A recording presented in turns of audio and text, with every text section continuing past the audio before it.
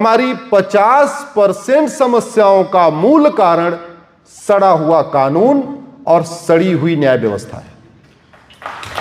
और सब परेशान है,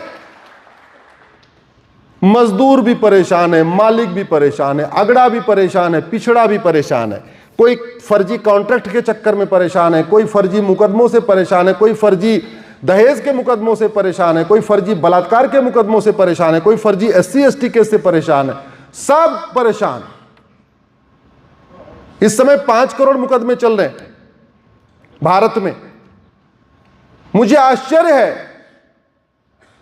कि इस पे न संसद में चर्चा हो रही है, न सुप्रीम कोर्ट में चर्चा हो रही है। 5 करोड़ मुकदमों का मतलब, जब कोई मुकदमा चलता है उसमें एक पक्ष चाहता है जल्दी से फैसला हो जाए और एक पक्ष चाहता है मुकदमा चलता रहे। बलात्कारी चाहता है मुकदमा लंबा चले और पीड़िता का परिवार चाहता है मुकदमा जल्दी खत्म हो। ऐसे ही है ना?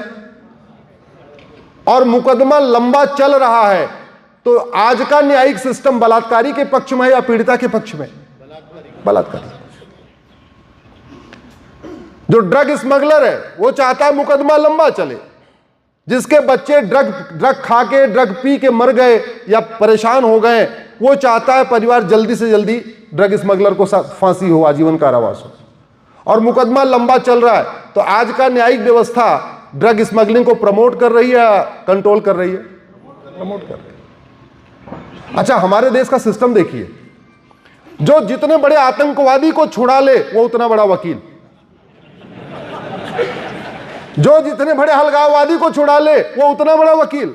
हम सारे लोग तो टुच्चे मुच्चे हैं, क्योंकि आज तक हमने आतंकवादी का केस लिया नहीं, अलगाववादी का केस लिया नहीं, किसी जिहादी का केस लिया नहीं, किसी धर्मांतरण कराने वाला का केस लिया नहीं, किसी घुसपैठिए का केस लिया नहीं, किसी नक्सली का केस लिया नहीं, किसी माओवादी का केस लिया नहीं, कभी PFI का केस लिया नहीं, कभी सिमी का केस लिया नहीं।